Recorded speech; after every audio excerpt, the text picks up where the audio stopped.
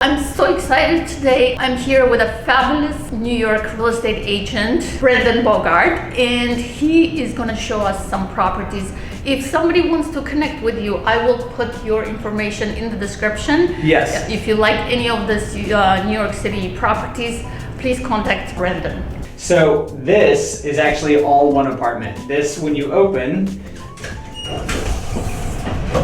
is actually your foyer. So this right here is your private door. This is solid oak.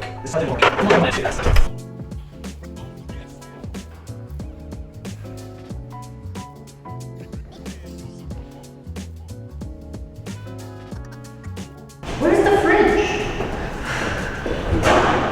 Oh wow, that's great. This fridge is huge. The full Italian brand Mila kitchen package. So built-in dishwasher, tinted hood, and this is real quarried stone imported from Italy. So this, all of this is toned marble, gray marble, and you have full backsplashes in all of the apartments. And then you also have the European white oak, which bounces light. You can see how bright it is in here. It's unbelievable. Yes.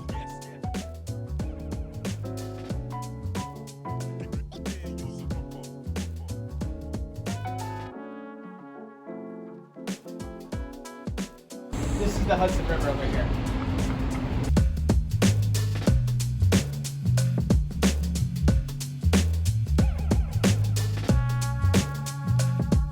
So Brandon, one question I had, comparing square footage to square footage.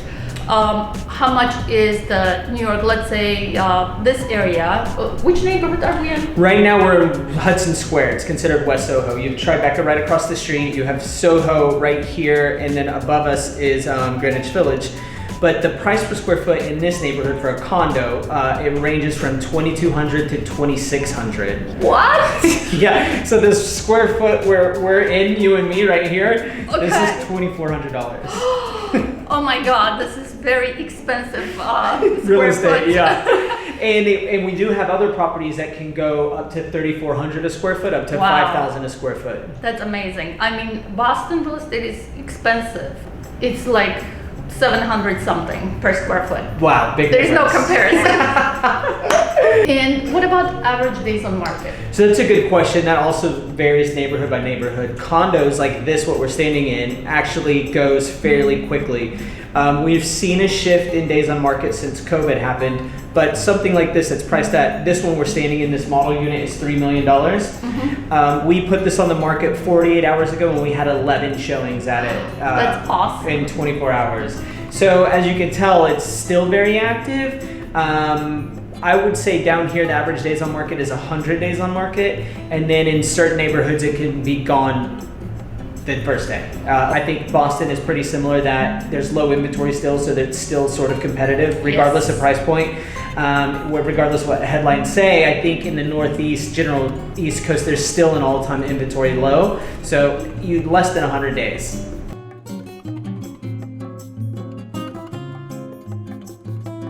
Now look at this one. This is another this one's listed at 6.3 million.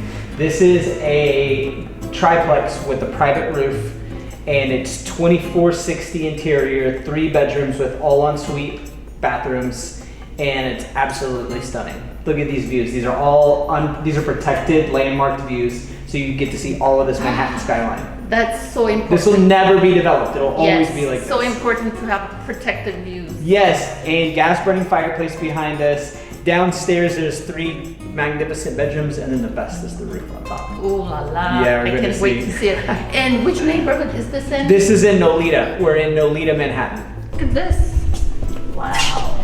So this is a Boffy all custom made Italian kitchen. Gorgeous. And the microwave. Soft clothes? Yes.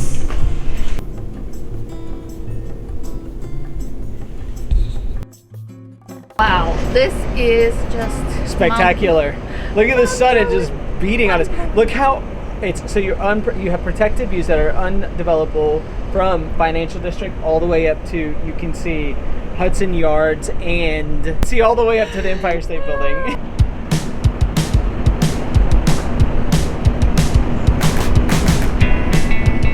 lighting system. It's all irrigated. It's fantastic. Irrigated, really? Yeah, right behind you. It was a garden. It has died off a little, but the owner grew tomatoes and stuff in here. In New York City. In New York City. So this is where he grew. Well, I think this is big. No. Imagine coming to a party here and just hanging out. I would love to have a party here and just hang out. I know, if I had rich friends. If I was rich and had rich friends, yes, absolutely. You imagine entertaining up here? The downstairs, you would just have drinks catered. You would have like a buzzer. Yes. Also, I forgot to tell you about this amazing skylight that's in the stairwell. If you're entertaining and you have too many drinks and you fall asleep, this thing has sensors, and if it starts raining, it will automatically close itself. That's insane. It's so cool. All this for only $6 million. There you go. That's what you want to say.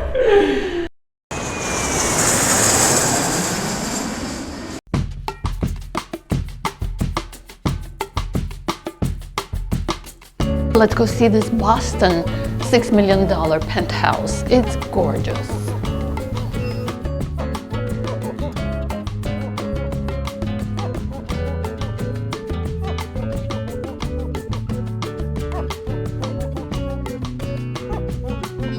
There's so much light in this apartment because it's all glass. The whole wall is glass, and you see a beautiful Boston skyline.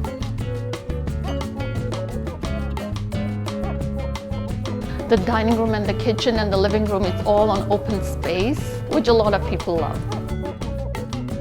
Viking double ovens, double dishwashers, a Sub-Zero fridge, and Wolf stovetop, and the tallest Sub-Zero wine fridge I've ever seen.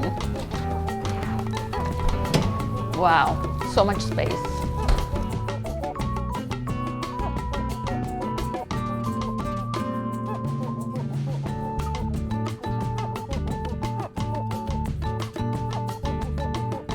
On this magnificent balcony, you can see the Charles River right there. You can also see the State House dome from here.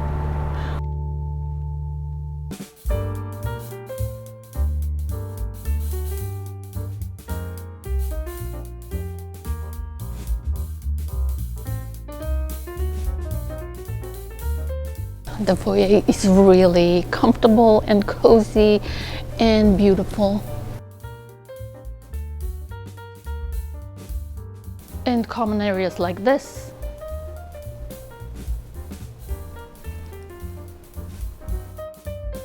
You can actually rent that room and then have the kitchen where you can cook for your guests. Awesome. A gym, a 2-car parking in the garage that's under the building, and a conference room. I want to know what you think. Where would you rather live? Which penthouse is more attractive to you and why? Notice that New York City penthouses do not have parking or many common areas for their residents, but you are living in New York City after all. If you're thinking of moving to Massachusetts, reach out to me. I would love to help. All my contact information is in the description. If you're thinking of moving to the East Coast and are considering between New York and Boston, watch my video about my recent trip to New York City.